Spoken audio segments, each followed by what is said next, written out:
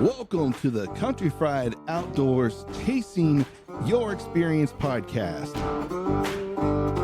The podcast that will connect you to resources regionally and nationwide to engage them in open, honest discussions so that we can inspire the growth that you need to chase the experience you want. So strap yourself in because here we go.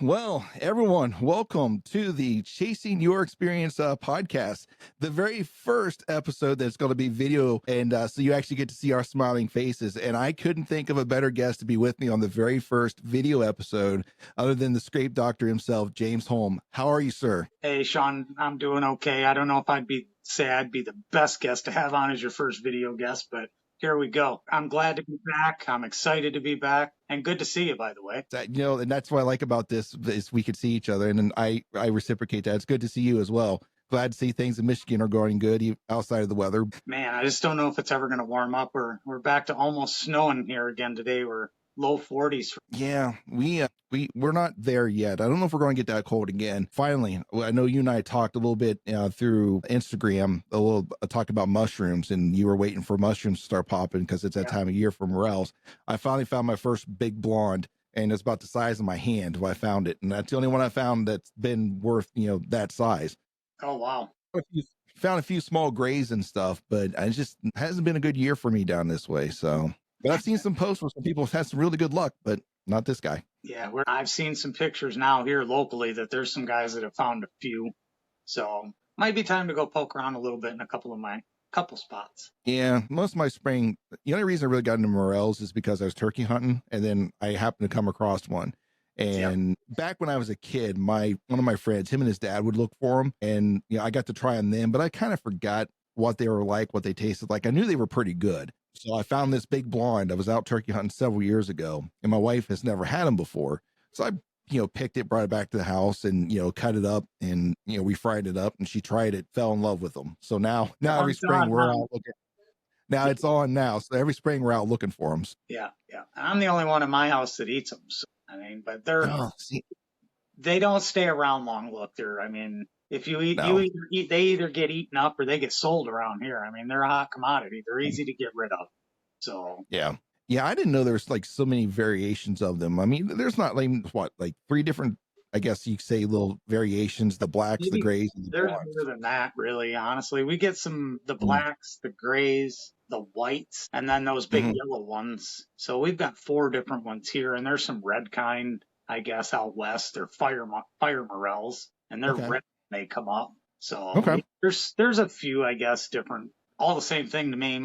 I like the dark ones, the blacks, the best to eat. Those big blondes I don't pick. Really? No, I don't pick them. Even if I stumble upon them as I'm picking other mushrooms, I just don't pick them. I don't care for them. So yeah, and then we grays and the yellows or the blondes, as we say, is the ones we predominantly get, and because I'm really not good at finding them. The blacks definitely get by me because they don't get very big. I haven't noticed a lot of actual big blacks. Well, they stay small. They don't get real big. And usually by the time I do, up here, the grays don't get real big either. They stay relatively short. Yeah. Mine maybe a finger length might be the biggest of the grays I find, maybe a tad bit, but the yellow ones, they get pretty big. Yeah, they get big, those big yellow ones. That's probably why I find them so much, because they're big for me to see them. They stand way up above everything else, yeah. Right. I can actually see the stupid things. Yeah. So we finished up a 3-part series last year, and so you and I have been in talks for a little bit, and we got more to talk about, obviously, but we've been talking, so I think we're getting ready to start hitting them up with definitely another multi-part series to come up, and we got a lot to talk about, a lot of developments, a lot of things, and just dive a little bit deeper into each one of those concepts that we talked about last year, and maybe even introduce some new ones. But we don't have to rush off and get right in that one, right? We got some catching up to do. Yeah, for sure. So you and I were talking a little bit off air a little bit, and you're looking at getting into a new bow. Yeah, we're thinking about that. We're thinking about coming back around to the compounds.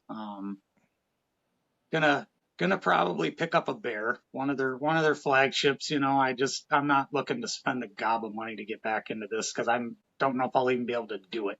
Truthfully, it's just something I want to try to do again for myself. You know what I mean? I enjoy it. It's just fun to do. Hmm. So we'll get something where I can start low and build my way back up. So get that muscle memory back and start flinging arrows. Yeah, I tell you, Bear Archery is. I'm not sponsored by them, by the way, folks. I have no sponsors whatsoever.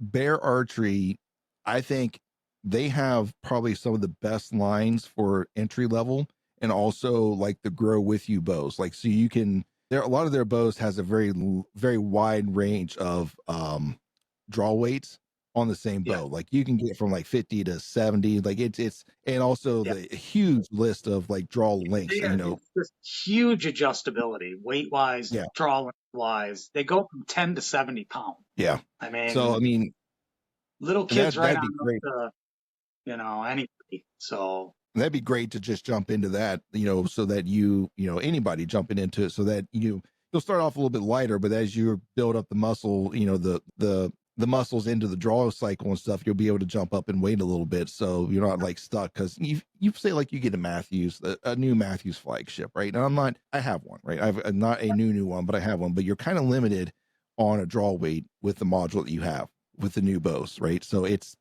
65. That's it. Like there's no you can play with the limbs a little bit, but I'd be real hesitant on the new ones, the new ones with the 8 limbs that they have to do that. So, yeah, but you're but with something like that, like the bear, where you can go from 10, like you said, 10 to 70 pounds, why not? Because then you can find out where you want to be. And if you want to jump up, you can. If not, yeah, you got a good bow right there.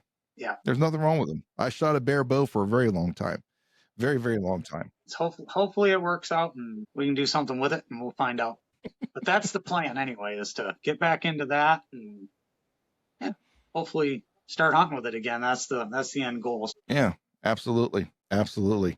So what else is new with you? What else has been going on? Oh, finally coming out of winter like we talked about. Turkey season's going now. Our season, the wife and I season starts in just a few days. We hunt the month of May, the late season here. Just it's a longer season. There's no that way we don't have to. It's not a draw or anything. All the rest of the season Mm, lotteries. So and they're really? short seasons. Yeah, they're a week long, something like that. And the season in May Hmm. starts I think the 6th is when it starts this year. I don't remember exactly, but it runs the full month, runs to the end of the month or into Okay. the first week of June. So yeah, and it's the weather's better. You don't have to deal with the snow and the cold as much, and Yeah. and again, you're turkey hunting and picking mushrooms. So, or honestly, in my case, we're turkey hunting, then we're walking around and we're refreshing scrapes, or we're adding more scrapes and doing all of that stuff in the meantime, while we're scouting turkeys. Yeah, that was one of the big things we talked about last year.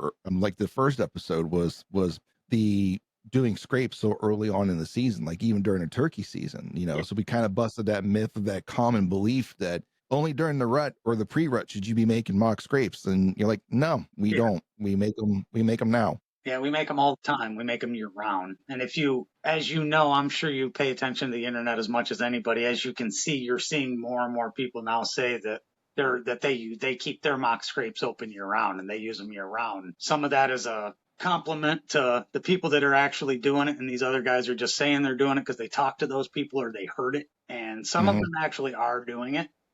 There's no question there. But Right. a lot of the chatter is just that. It's just chatter. So because this is a pretty relatively new thing for this year round thing, there are not a lot of people that honestly have the dedication to keep this stuff going year round like that. They don't have the time, most of it. Right.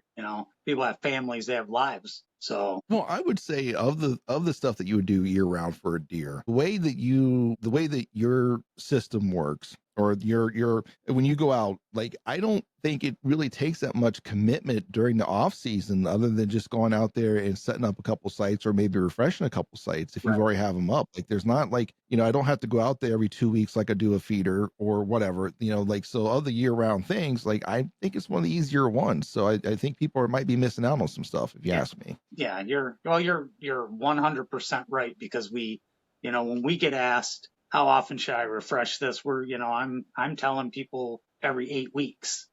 Okay. Well, Mhm. if you do it every 8 weeks, well, just you can kind of do the math on that. You're going to do it at turkey season, which is a little bit ago to now. Okay, so Mhm. you're in the woods now. Fast forward eight weeks, you're into July. These guys are now we're gung ho about hanging our trail cameras because we got to catch that velvet now. Everybody wants to watch velvet. So guess what? Now you Mhm. can refresh your scrapes and your ropes again while you're there.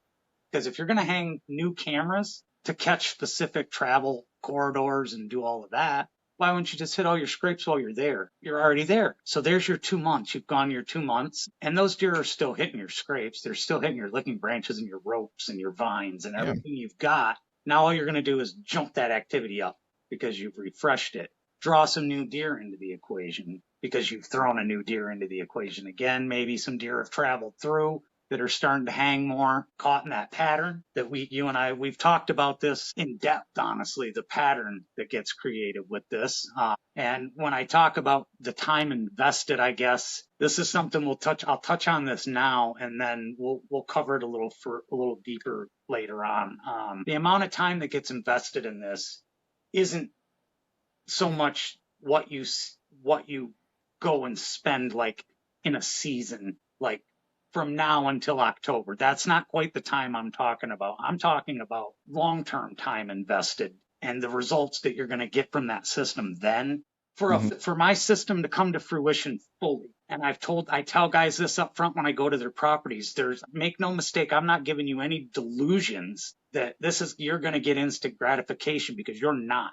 The deer are going to come to your scrapes and the ropes that you hang, that we hang together. Those locations are Mhm. going to be on fire right away. You're going to get activity, but the full pattern and the full system won't fully come to fruition for about 3 years. It takes a full 3 years, seasons, for this to cycle around and for these deer to become completely trapped in this pattern, to where the buffer zones that you and I have talked about becoming a real thing and a real visible thing to your eye as you walk by it and you see it. Um, you see the reactions of the deer in the buffer zones outside your scrape areas. All of that stuff. That's the time that I talk about being willing to invest, um, and not expecting the Amazon effect that you talk about. That's Right. you've got that one, and it's 100% accurate. We all want it right now, and it is the Amazon effect. So Yeah. that's the part I'm trying to get people to realize too, is I can 100% get deer to show up at a scrape immediately. We can do that too. But my thing is more of a system that's long term, for long term Mhm. results, to keep people happy for a long time, not just once. Right.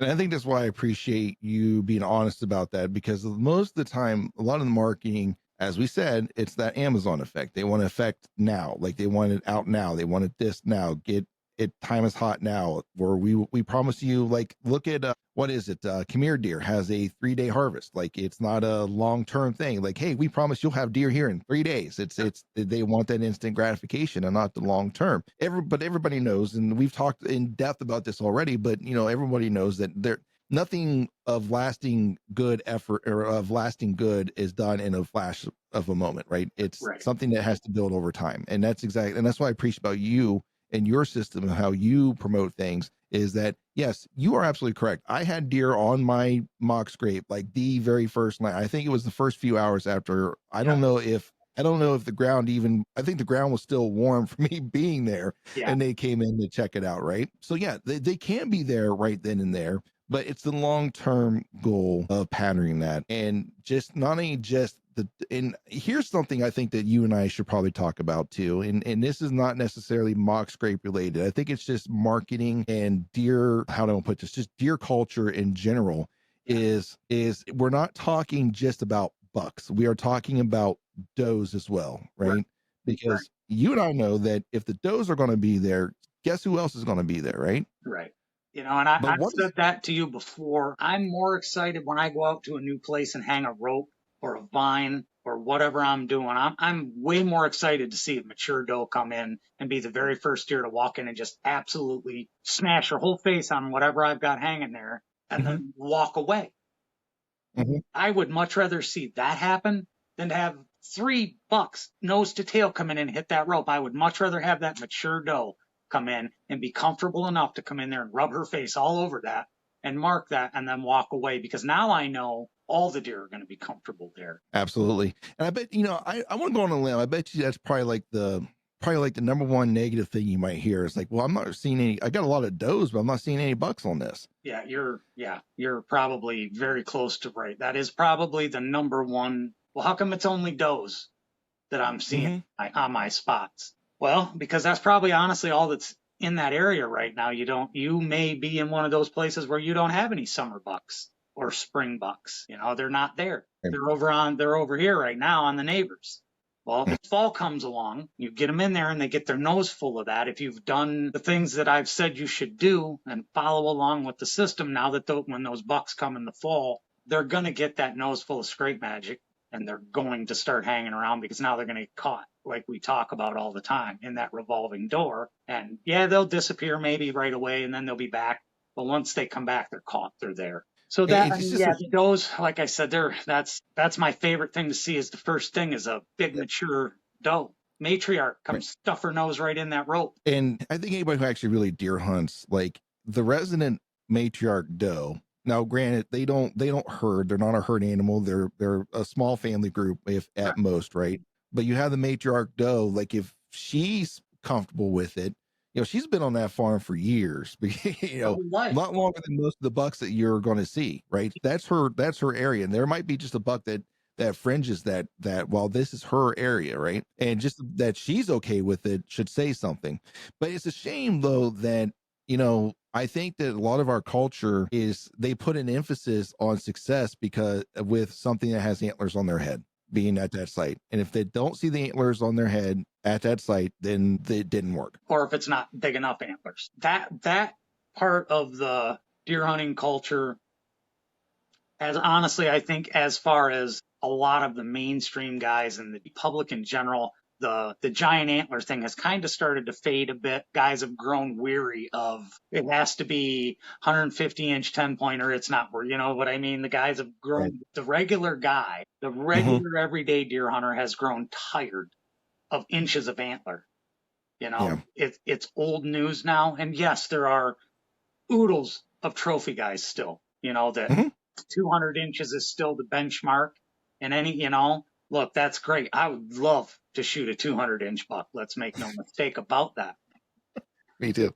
Is it realistically going to happen for me here where I live and hunt? Probably not. Could I build a place here to grow a deer like that? Maybe, if I could afford the amount of property here that it would take to do that. And that's not likely. So, and that's Well, fine. I can travel, you know what I mean? I'm lucky enough and mhm. blessed enough to be able to travel to some places where the possibility of 200 is real. Is it likely? No, but it's real. It's tangible there. So I've honestly relished myself to the fact that, look, man, this whole thing from the beginning has been for the average guy, Right. because I am really just an average guy that's doing an average thing a little different way than everybody else. That's all there is to this. I'm not Mm-hmm. doing anything that any of these other mock scrape guys have ever not done before me. I'm just doing it in a whole different way and in my own way and getting results like they've never seen. And honestly, in my opinion, I'm getting results like nobody's ever seen. So, Well,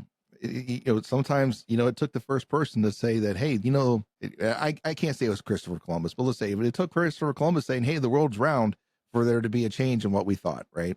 And right. how we handle things. You need that innovator, you need a disruptor to come out and have something that goes against the grain, that goes against what most people believe, and then have the science to prove it, or let's just say, or have the facts to prove it. Yeah. And I said Look, this in a couple. if you're going to come into the room and make statements and make claims, you better have your receipts. You better. If you're going to write checks, you better have receipts. You better. It's And unfortunate though. It's unfortunate though the day too many people though will just listen to something and then just spit it back out as if that's fact and not actually know it to be fact or actually have the facts actually to back it up. right. And then there's I call that, and I've called that for a long time. I call that the regurgitation factor. Mm-hmm. Guys that if they hear the same thing enough times, even if it's in a little different way, a different spin, then they spit it back out as gospel. Right. And most of the time, that isn't the facts. It's been diluted and changed and respoken and just Mhm. isn't solid facts anymore. So And people, it gets really, we all have to be careful with the yeah. information that we take and use. Right. And it gets really bad with social media too, because people can create their own social like echo chamber to Yeah, where it's only people around them that believes in what they believe in is surrounding them. So all they hear is just that, and they yeah, have a hard time getting away from that. yeah. And So we talked a little bit about off the air.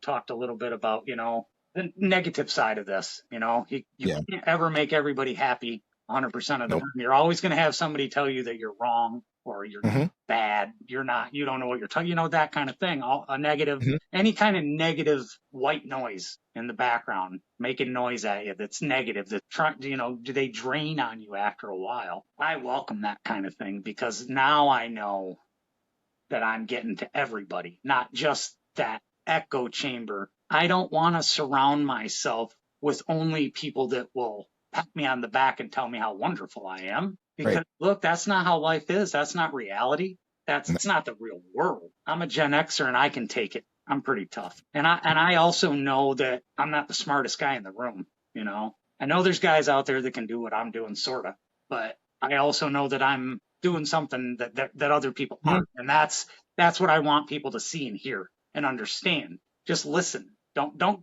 be don't be quick to say, oh, you're wrong. He's wrong. Don't listen to him. He's foolish. Just listen. Just listen for a minute. Well, I think they're going to have a lot to listen to, not only just this episode, but also the subsequent episodes that come out, because this is definitely going to be a multi-part series that you and I are going to be producing together. And I appreciate you taking the time and the willingness to jump on here with us again. And hopefully, I'm not saying hopefully, I'm saying we're going to create the same type of magic we created before. Yeah, And absolutely.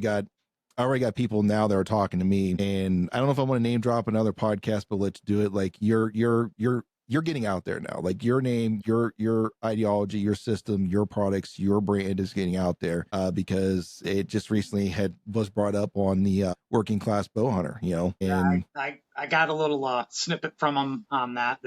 One of the guys that was on there on that episode sent me the clip of that actually. So I mean, it's to get talked about there. I mean, it's a big deal. They're a big deal. So they are. it makes us feel good to know that we're being noticed and for the right things. Well, they're successful because they have the same mentality that you have, and people like you have. Is that even though you've got the naysayers, like that's fuel to your fire to make you go out and be better, right? Right. And you're like, I'll prove you wrong. Like this is what I have, and I will work twice as hard to prove you wrong. That yes, this does work, or yes, I will be successful. Yep. And that's the successful mindset, because there are going to be people that don't agree with you. There are going to be people that try to bring you down or try to explain on why you were wrong. Like look anywhere on the internet today, look at the Ranch Fairy versus almost every other bow hunting channel that exists, Yep. right? Yep. He's presenting his evidence. I'm not saying he's 100% right, I'm not saying they're 100% right, I'm just saying And, he's presenting their evidence, that is contrary to what they say, and then now they're doing everything in their power to dispel what he's saying, right? yep. And trust me, that is a very touchy subject, because I've done episodes myself on my YouTube channel to show what he's talking about, and I'm telling you what, there's a lot of polarizing beliefs out there. Even though you can see the data in front of you, everyone has a reason as to why. Well, this is why this is the way it is. You're not using the right medium. You're not this. You're not that. You're just coming up with whatever excuse you can come up with to try to save the belief system that you have, and it is what it is. Yeah. Not everyone's going to track through, but hey, you know what? I appreciate you taking the time to comment, because that's more publicity for me. I appreciate that. Thank you. Engagement gets me stuff. So thanks. Appreciate that. I appreciate that so much. So please keep it up. Yeah. Yeah. So I think let's dive into this. Let's start down this rabbit hole here. Sure. Because you and I, we've talked in, our last 3-part series, they were pretty lengthy, and I'm okay with that. This is the whole idea behind podcasts, long form conversation, right? Yep.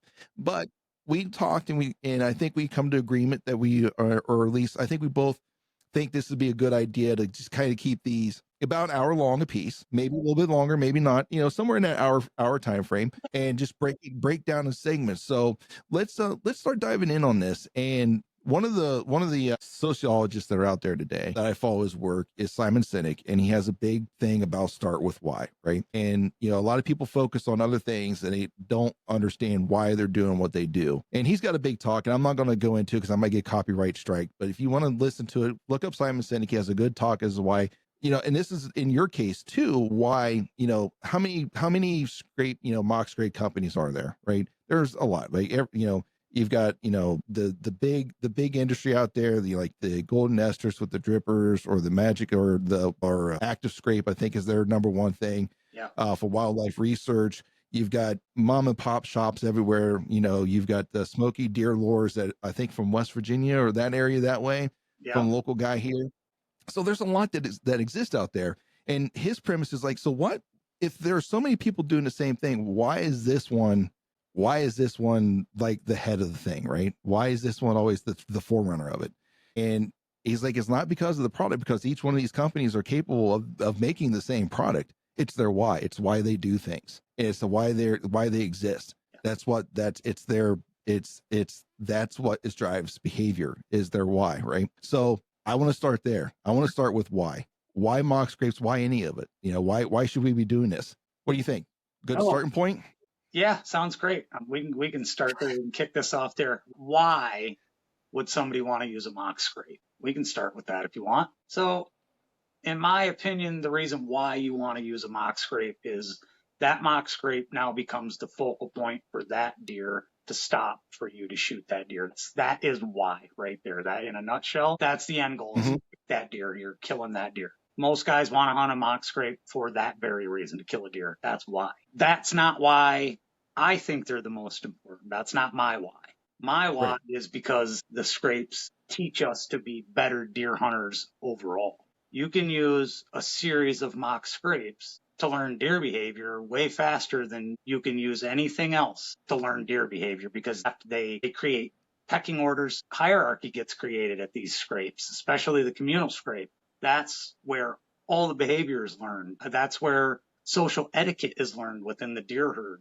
Who's in charge, who's not in charge? Why would you not want that kind of an education naturally for very little investment financially? So for the deer hunter, that's the basic answer of why, is to kill the deer. And for me, the basic answer is to get the education from the deer. So explain, why would that be better, to get the education from the deer versus just that short term shoot the deer? Because like we just talked about, the short term make the scrape shoot the deer is the Amazon effect. That's instant gratification for that guy. And now he's going to expect that to happen every single time he uses that product. He's going to want short term instant success. Well, that's great for the guy that's selling the product until it doesn't work like that the second time around. You're There it going to is. get that first time instant gratification. That's great. Congratulations. Everybody's got your picture now of this deer with the product that you used to kill it, the bottle of scrape magic and the just a rope laying there next to the deer. Awesome. I'm so excited for you. And then next year it doesn't happen again. And guess what? Now you're bad mouthing me, telling me, well, it worked once. Well, you used one rope and hung it in one place, and that's all you did. That, Right. you got lucky the first time, basically. So that leads us to, why do I need to have more than one location? Because you can't keep deer on a pattern with just one location. That's not a pattern. That's a visit. That's just a visit. Multiple locations create and build patterns. So you're going to want multiple locations to build patterns, to build long-term success instead of instant gratification. Now you're going to long-term patterns build long-term success, because now you're going to get the same instant gratification every year through long-term success. If that makes Right. any sense at all. The instant It does. gratification becomes permanent. Right. I tracking what you're saying there, because like you said, like that, if I go out one deer and hang this up one year and a buck happens to show up to it, that was just happenstance. Like Yeah. that was coincidence. That was luck. Right. And you hit the nail on the head when you said, when you go out there next year and do the same thing, all of a sudden nothing shows up. Right. So, but when you go out there and you create this system, right, you go out there, you create this pattern. You've learned the behavior of the deer, at least the deer on your farm. Now, deer generally are going to react about the same way. Each, they each have their own kind of behavior, in each kind of like little region. They might have their own little nuances, right? But for generally speaking, deer are deer, right? Yeah. People are people, deer are deer. We're going to do a lot of similar things. But what you're saying though is that you're building this pattern, right? So that you know that it doesn't matter what buck it is or what deer it is. You have an idea when the next one, because you shoot that one deer, you know, you had that one rope and you were lucky and you got that one deer. That might have been the only deer that was actually going to be in that area at that one time. You were lucky, right? The right circumstance or the right the right particular time happened right then and May there. have been That's it. the single only deer committed to that location, to that rope or that vine or whatever you have there. The scrape magic, and we'll just use that because it's on a limb, a branch, it's on something there. That may be the only deer committed to that. Whereas if you've got multiple locations where the deer are traveling around and now you catch them in multiple locations and pull them there, now you've got multiple deer there and not just that one buck, you know? Right. And that's the other part of that why mock scrapes is because you can use mock scrapes to target one particular deer, one particular bachelor group. You can target those deer and break that apart systematically until you're targeting one individual buck in one set of scrapes in one area. Maybe, Right. maybe one or two of the other bucks in that same bachelor group on that same property you've got tangled up over here in another set of scrapes fighting with each other. This guy's a little older. He's not having it. He's going to stay over here, hang out Right. with his does.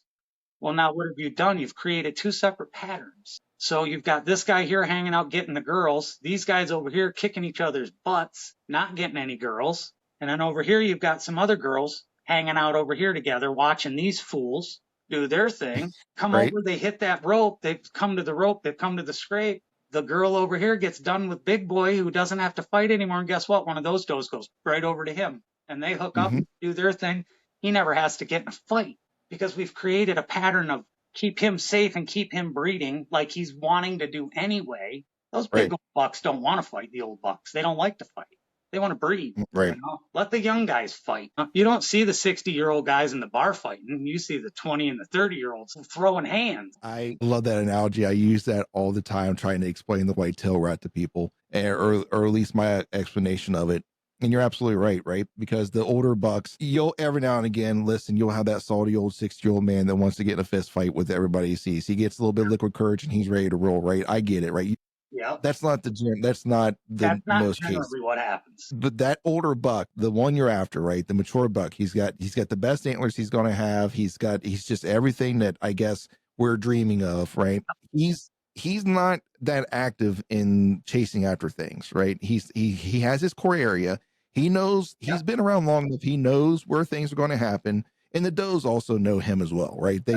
He knows where to be. He knows the areas to check, and he's not going to be a fighter. You know, number one, in today's world, he's not usually a fighter because the fighters are usually killed within 2, 3, 4 years, right? The most aggressive bucks that will come to a fight usually get killed off pretty fast, right? Not all of them, but a good bit of them, Or hit or by at a least, car, or hit by a car car. because they're chasing a doe. Yeah. And like So- you just said, not saying that older buck's not going to do all those other things that those younger bucks are, but as a rule, I do believe that they don't do it near as much. No, they They don't. lay up and they let those does come to them, the breeder does. They're not dumb. Or they lay downwind of those scrapes and they scent check those scrapes for the hot does. I know They're not dumb at all. we have cameras. We know that happens. So, and so, yeah, we're still on the why. Let's see, what's the next why we can do? Why more than one location is to build patterns. We talked about that a little bit. And when I talk about multiple locations, you and I have talked a lot of times about this. It's hundreds. It's not just 10 or 15. It's hundreds and hundreds of them, Right. depending on the property. And we'll get into that more, obviously, later on because we got some talking to do. Absolutely. The why are guys afraid of mock scrapes, or why, maybe not afraid, afraid's the wrong word. Why are guys hesitant? We'll go there. So we'll go from the exact opposite. Guys that are gung-ho, the guys that are standoffish and hesitant and they don't really work. They won't down talk it and say it's bad, but they're like, man, they just don't work. I don't ever see any results. None of my buddies ever have any luck.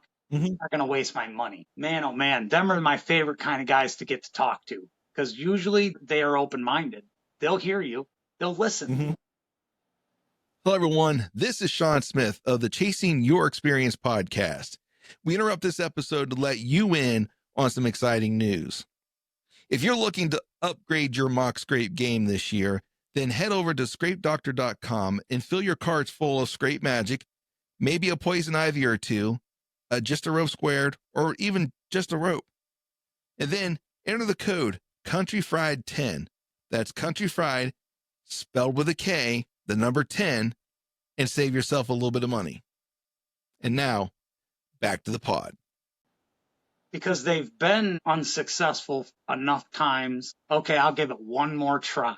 All right, I'll try one more thing or whatever the case may be, and that's where when I run into guys like you at shows or a guy like that that's kind of downtrodden about it and just, I'm so tired of hearing about mock scrapes, it doesn't work. And then he looks at your stuff and it's like, how can I mean, he looks at the price point you've got and he's like, well, how can I afford not to? So then he does, and then he's like, oh my, I should have done this before, because now he's got something that actually is giving him the results that he wants, that he's expecting. It isn't even so much that these guys want results, they expect them. You're telling them, I'm telling these guys, use my stuff, you will get results. So why are they hesitant? That mostly it's money, truthfully. It's money and lack of results by other people. It isn't necessarily that guy. Sean didn't necessarily have bad results, but Sean's buddy might have, and he told Sean. So Sean's like, nah, I'm good.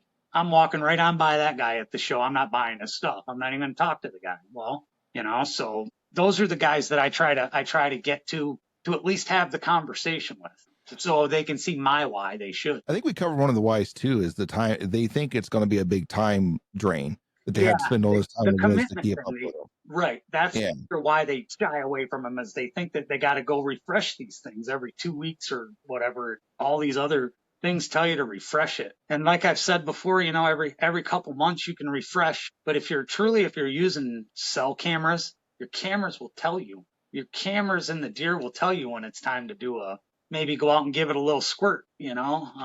Activity will slow down a little bit. The deer will get used to that deer, and it's not there anymore. You know what I mean? That deer's not coming around, so I'm going to stop showing up so often. I never catch that deer here, so I'm going to start showing up every other day now. You go out and give it a refresh, bang, that deer showed back up, and now all them deer are there every single day checking, waiting for that deer to show back up. So, and you also, when we talked before, you also brought up that another thing is that maybe there's nothing left for them to say right now because they've said everything they wanted to on that rope, and nobody else has been there to add any more to the conversation. And because all they smell is just them now. Like, well, we're the only ones that's been here, so that I know everything I need to know from that rope right now. Yeah. Or whatever your mock scrape is, because I want to touch on that again here coming up, but let's finish on that point there. Yeah, I mean, and you're right about that, because what you'll get then is you'll see in your videos on your trail cameras is you'll see the deer, bucks or does, whichever, they'll walk by within 6 or 7 feet of that, whatever it is hanging there, that licking branch or whatever it is. And you'll see them on the camera turn their head that way, hold their head a sec, and then turn it back and walk on. Well, all they've done is scent checked it. And like you just said, nobody new has been there. So we're going to just go right ahead and move on our way. There's no need to go back over there. I can smell myself on that rope. So there's no reason to go over there.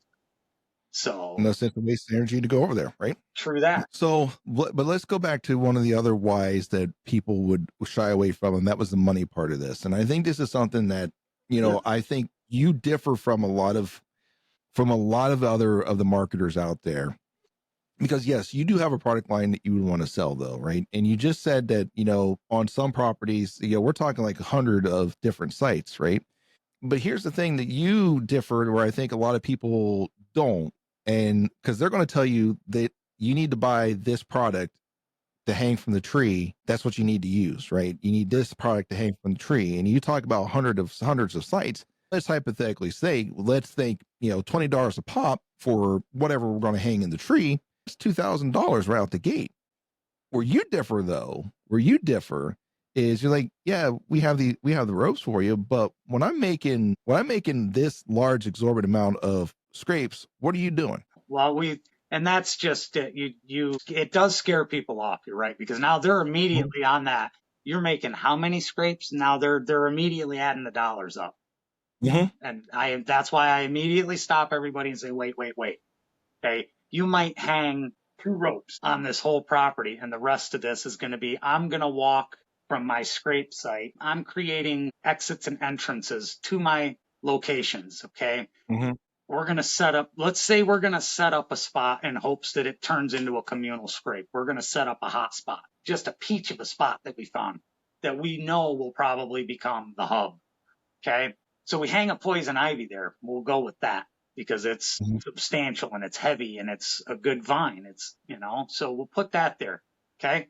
So we go from that poison ivy, we spray it down good with our scrape magic, and then we walk away from that and we go about 30 yards and we hold that scrape magic down about our waist and we just spray it in the foliage on the bushes, on the leaves as we walk by. We don't stop, just 3, 4 mists psh, psh, psh, as we walk by.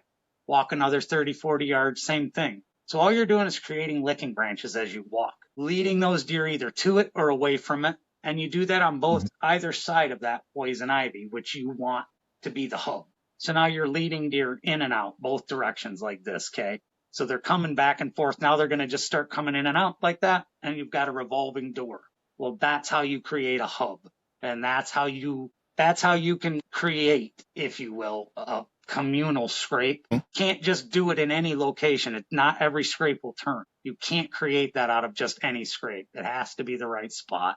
But that's the end goal for me, is to create at least one of those good ones like that on every property, because then you branch off of that and create full travel patterns within the scrapes. That's where you end up with hundreds and hundreds. And when I say scrapes, as I've said to you before, and you know that I don't mean literal scrapes on the ground, I mean licking branches. The term mock scrape is a little off in my opinion. It isn't a mock scrape at all. It's just a mock licking branch.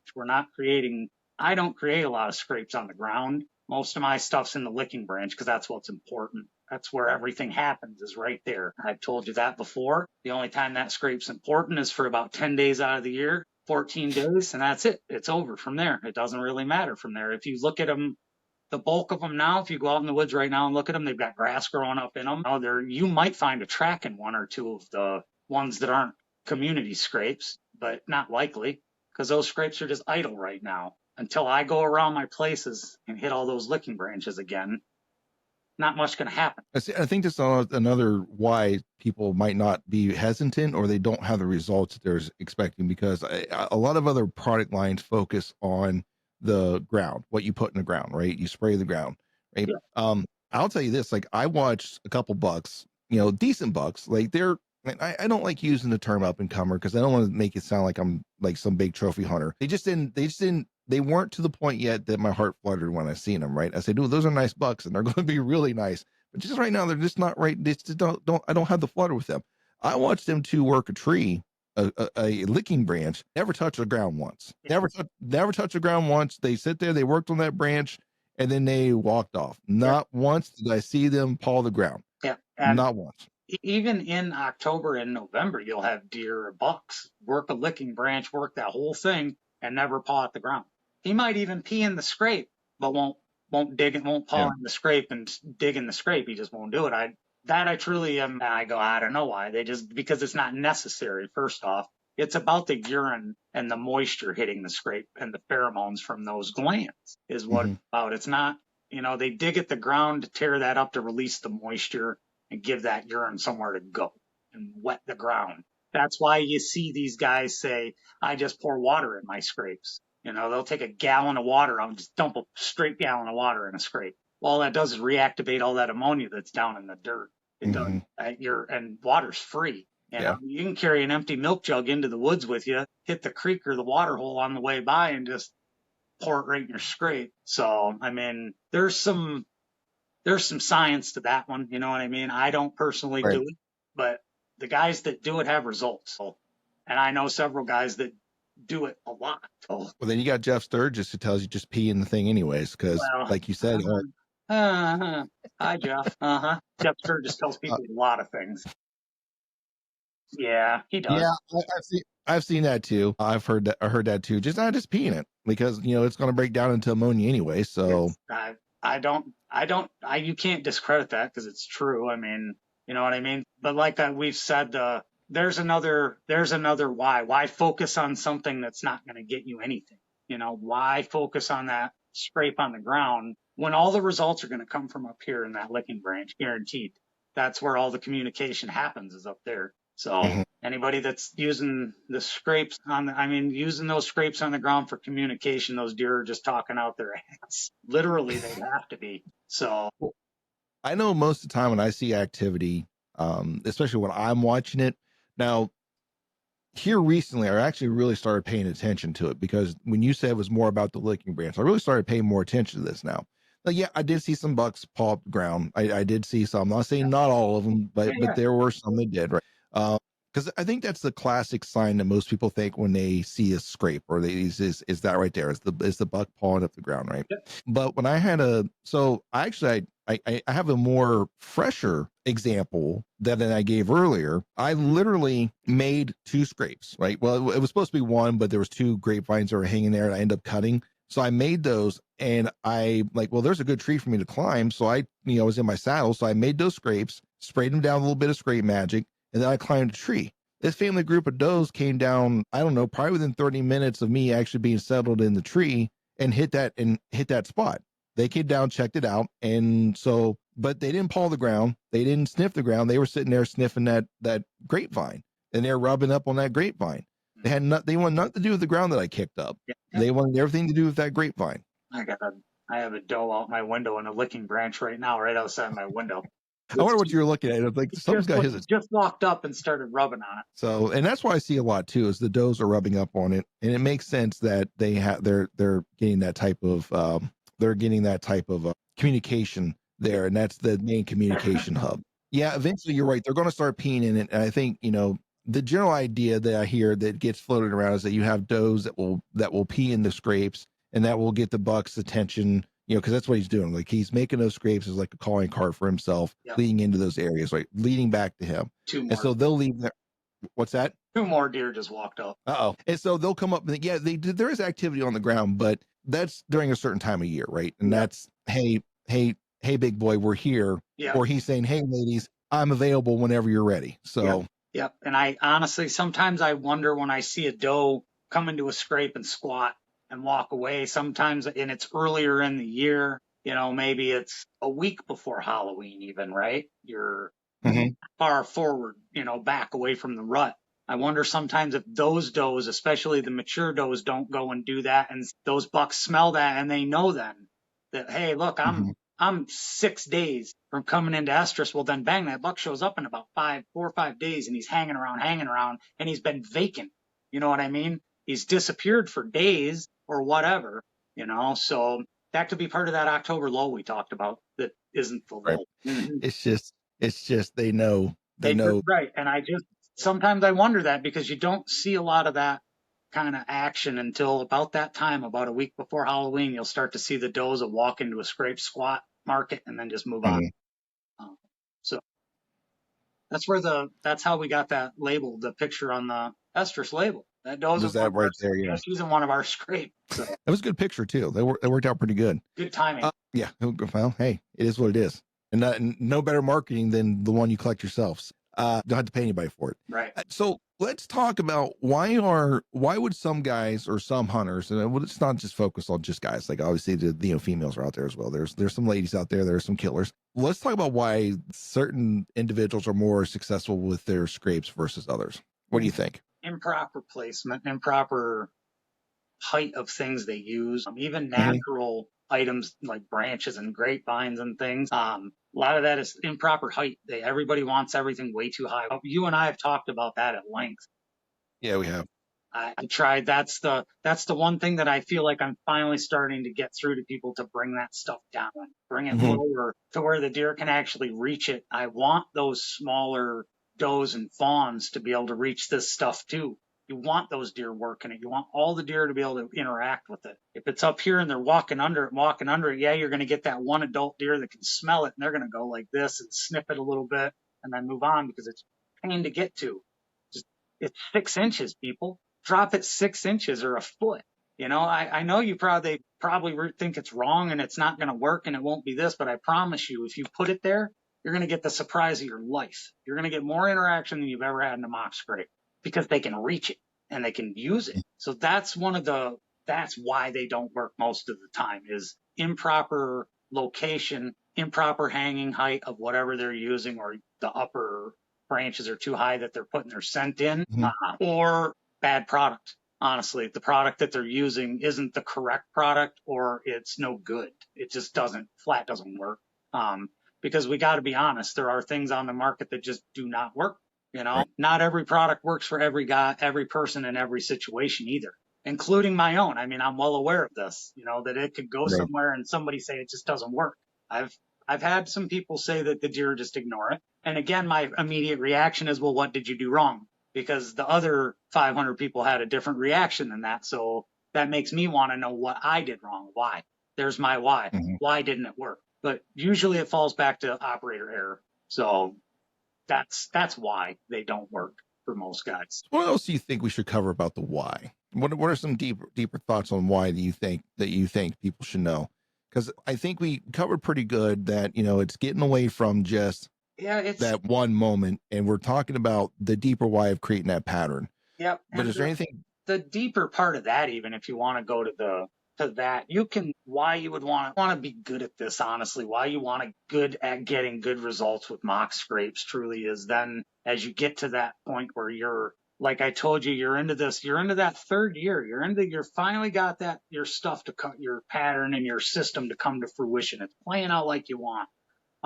Now you've had that success and now you're going to say, what can I do to take this to the next level? What's the next level of this? Well, the next level is why can't I pick that buck right there?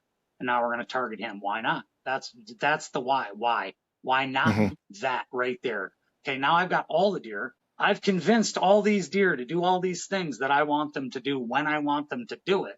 Now I want that buck right there and that buck right there to start doing the things I want them to do, in particular, outside of what you've created with the rest of the deer. So now you go into that part of it and take that, and that's the next level why right there is now you're targeting specific deer, just like you would any other way that you Mhm. target these bucks to kill them. But now you're putting something that's super instinctual to them, which is seriously in my mind playing a mind game with them. You've mind warped them. I mean, I'm trying to keep this as PG as I can for you. Yeah, No, absolutely. you get in their head this way with these scrapes, and it's something that they absolutely have to do. They can't not do it, and that's where we pride ourselves in. We can force those deer to do what we want them to do when we want them to do it, not when they want. I get them on their feet and I keep them on their feet for guys like you and your buddies so that you're getting the same experience that I know I'm going to get. I know what's going to happen when I go in the woods, but I Mhm. want you guys to have that too. Whether you get all the flutter or not, that buck still came to your scrape, right? And you go, Absolutely. and then not only that, but now you can say, I got him.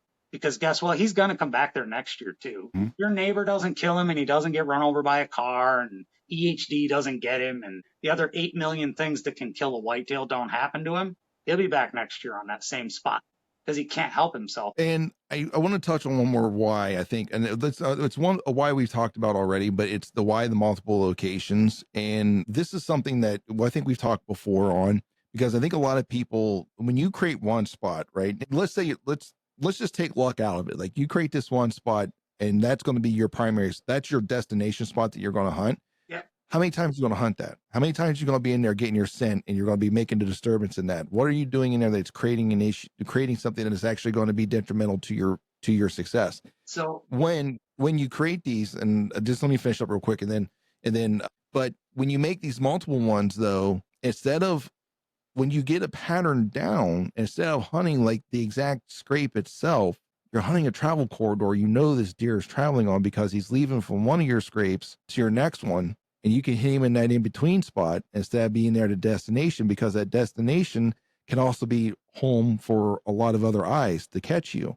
Where you could be in that travel spot, that ambush that he's not expecting something to be at. Or her, if you're just focusing on a does too, because this pattern is not just about bucks. Yeah, we focus on bucks, the commercialization of the bucks. I understand that. Like everything gets sold off the antlers of the male species of whatever ungulate we're chasing after, right? yeah, I mean, look at my shirt. It's got a bull elk on it, right? my shirt. Your logo, it's a buck, right? Yeah, If you look at my logo, it's a buck. I understand it's the commercialization of that, and that's what people are after. But don't forget, it's more than just that. But that's another reason why I think we should have multiple sites too, yeah, because you're building that pattern. And it also gives you a few options to actually not just get stuck on one spot and burn that place out, but also give you an opportunity for an actual good ambush. Yeah. Just my thoughts on that. Yeah. And I 100% agree with that because like I've said to you before, I very rarely hunt over that scrape. I'm 40, 50 yards away from it, Mm-hmm. one way or the other, on an exit or an entrance corridor. I hunt the entrance and the exit because now those deer are focused on moving scrape to scrape to scrape to get to that hub, to get to that main location, which is the hub, the destination scrape. That's the communal scrape. You've taken all the luck out, like you said. You know they're going there because you made them go there, right? So you're going to hunt one or the other. And in your mind, you have to decide which one it is because the deer are going to use them for both. It's either entrance, exit. You know what I mean? This is your entrance trail. They come this way and they exit that way, or vice versa. You have to decide which way you're going to hunt those, what winds you're going to hunt them on. Because again, you don't want to hunt you don't want to hunt and get blown out because you're getting winded in the scrape, in your main scrape. You know what I'm saying? You got deer coming from here to the scrape, but you're hunting this side, the wrong side, and now your wind is coming into it. You have to still hunt the wind and hunt smart. You can't just, oh, I got these deer all coming to this pattern, and they react like this when I walk by and all of this. That's fine. But once you climb Right. a stand and start to hunt those deer, they behave differently. We all know this. It's October is not July, and the deer know this. So I very rarely will hunt directly over a main scrape like that unless I've got just irrefutable at 5:02 for 10 days in a row. This buck has stepped out on that scrape and he's only there long enough to shoot him and I can't find him coming from any other direction. That's the only Mm-hmm. way I'm probably going to sit right on top of that because like you said, you've got all these other deer milling around and coming in and out and you're going to get caught. So Mm-hmm. you have to be super careful with that, with hunting right on top of those locations because of the amount of eyeballs that are on you and the noses. It's not just the Mm-hmm. eyes, it's all those noses that go with those eyeballs. So I try hard not to hunt directly over the top of them. And most of the time, probably 90% of the time, I can't even see it. I can't see that scrape at all. I don't need to because Right. I know where it is and I know where the deer are going to come from. I've created the pattern. I know what they're going to do. So, and that's what we try to teach people to do on their own place. And without actually going there to set up and help someone do it, it's hard to explain it and get someone to do it exactly that way. But we're trying. We're gaining. You are gaining traction, and that's undeniable. We talked a little bit about that already, so and I'm happy for you that that's the word's starting to get out there for you. And a quick sidebar: a buddy of mine who apparently has not listened to this podcast, my podcast with you yet. He mentioned I'm on to listen to that podcast that you did with him because I just heard his that scrape doctor show up on that the Yeah. working class bow hunter. And he's like, and he started diving into it. And he's like, hey, I just listened to that one you did in November. You know what? I'm really interested in this now. I'm going to get a hold of me. I'll get a hold of you later. Tell me what I need to get. And if you want to come walk with me and show me kind of some of the things. So it's getting out there and you're creating, because he told me in his message to me, he's like, I was like 98% done with scents. Like I was done with them. Like I don't want to do them anymore. And then I heard this, and then the same story that you guys talked about in November was the one that was brought up in that podcast with the guys at Working Class Bow Hunter, was the same story, or at least a version of that story. And he's like, I'm interested. So now he's diving into the rest of the podcast, and he's bought on this. So congratulations to you, and you're getting out there, and you're starting to make a difference, right? The reason you're in for this is starting to make a difference, you know. Yeah. And I hope it continues to grow and stuff. And I'm actually really happy to be a part of it as we move forward with the other episodes that we know are going to come up. But Yeah. Yeah. we've hit our hour mark, and I think we've covered a good bit about on the why. Is there anything else you want to touch on this one before we close this one out? Yeah, other than I just want, like I said before, I just really want guys to start opening their minds to doing this, not necessarily in an entirely different way, but in a very different way for way better results. I can't preach it enough that been doing it wrong for 40 years, and it's enough. We need to start doing this. If guys really want to have success with mock scrapes and kill deer in these scrapes, then they need to stop doing it the old way. That it just isn't working anymore. The deer have grown tired of the old ways, so it's time to step out of the box and do something different. Well, I think it's actually adding like an actual true deer behavior to what we're doing versus what we've been told to do. Like somebody said, "Hey, I did this on the ground once and it worked. You should try it." Right. And Yeah, then that's how a product gets sold. Right now, you're selling a system that is more than just a one-time deal, yeah, and it's getting there, and the word's getting out there.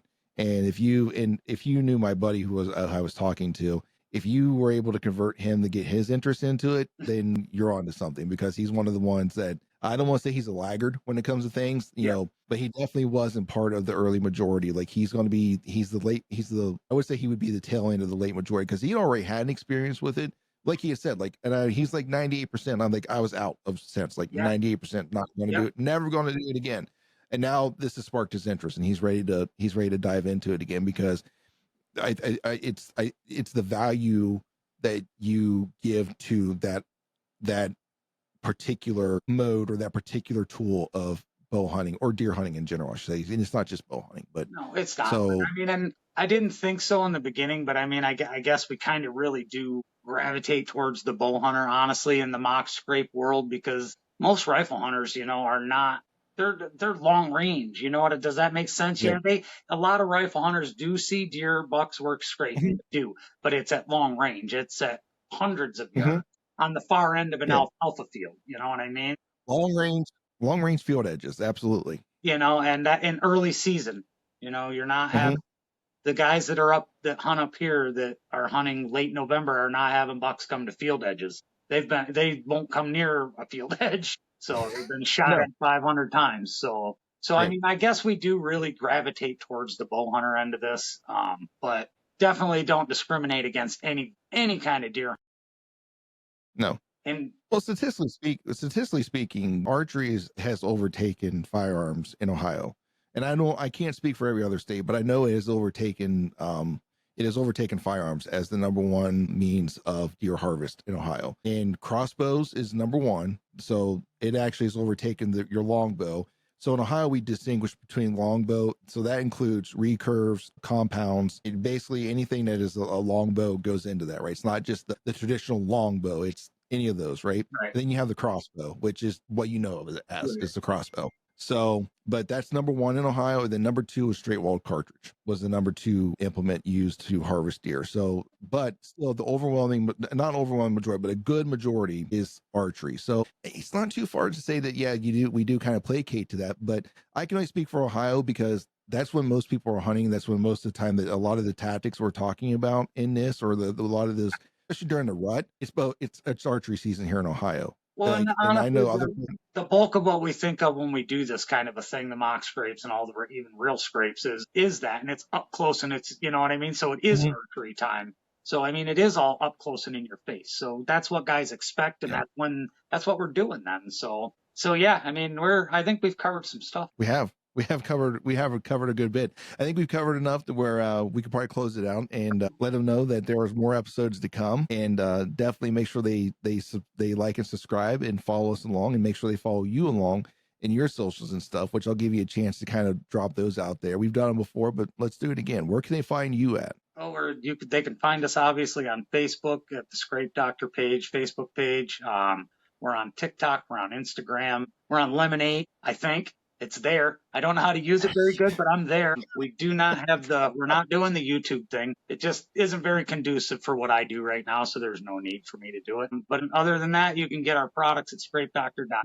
My phone number's plastered all over all of that stuff. You can call me and order over the phone, whatever Mhm. you need to do. And honestly, I ain't got a whole lot more to say other than you can just remember that memories are forever and they're free, and we should get out there and make some. Well, James, I don't think I could say it any better myself. And I certainly hope that we can create a lot of memories together as we continue down this road with these episodes, and getting that knowledge that you have out there to people to help them chase their experience, which is the title of the podcast, of course. Well, until our experiences cross paths again, ladies and gentlemen, I hope you guys are safe out there as you're chasing your own experience. And as you're doing it, we really do hope that you have the courage to fail, but yet have the humility to learn, so you're not chasing your tail all the time. And With that being said, don't forget to give us a like, follow the show, and make sure you check out the Scrape Doctor and all his products on his social medias and his website.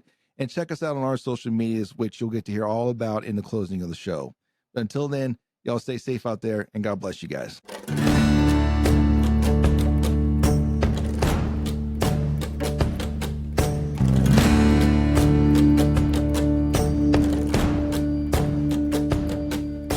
Thank you for listening to the Country Fried Outdoors Chasing Your Experience podcast.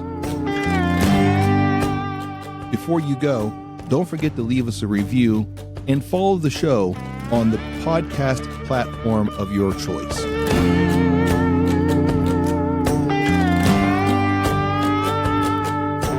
Are you hungry for more Country Fried Outdoors?